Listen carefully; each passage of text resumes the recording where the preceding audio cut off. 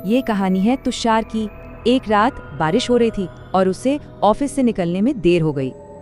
भागते भागते जैसे तैसे उसने रात की आखिरी बस पकड़ी ली। थका हुआ तुषार अपनी जानी पहचानी कोने वाली सीट पर बैठ गया। चलो बारिश से तो बचे। बस थोड़ी देर के लिए उसकी आंख लगी होगी, पर जब आंख खुली तो कुछ ठीक नहीं था। अचानक पूरी बस लोगों से खचाखच भर गई थी, सब एकदम खामोश।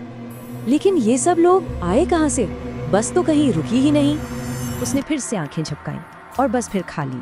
वो एकदम अकेला था। तभी उसे बीड़ी की एक तेज गंध आई और उसे लगा नहीं, वो अकेला नहीं है। एक बूढ़ा आदमी जिसकी आंखें अजीब थीं, अब ठीक उसके बगल में बैठा था। वो बूढ़ा आदमी तुषार की ओर झुका और फुसफुसाया, एक डरावनी चेतावनी दी।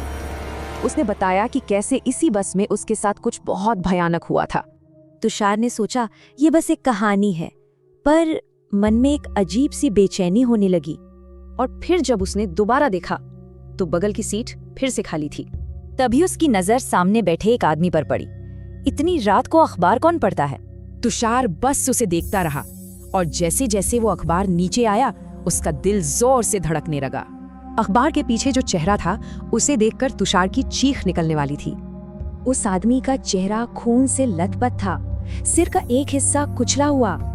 तुषार डर के मारे हिल भी नहीं पा रहा था कि तभी एक ठंडा हाथ उसके कंधे पर आया। उसने ऊपर देखा तो वही आदमी मुस्कुरा रहा था, लेकिन उसका चेहरा बिल्कुल साफ था। उस आदमी ने एक अजीब सी मुस्कान के साथ कहा और फिर दरवाजे की तरफ बढ़ गया। और फिर वो चलती बस से नीचे कूद गया और अंधेरे में गायब हो गया। अब तुषार की हिम्मत जवाब दे गई। अगला स्टॉप आते ही वो बस से कूदकर भागा। बारिश में भीगते हुए जब उसने पलटकर बस को देखा तो उसकी असली हकीकत सामने आई। और उस जली हुई बस की खिड़की से वही बूढ़ा और अखबार वाला आदमी उसे देखकर मुस्कुरा रहे थे।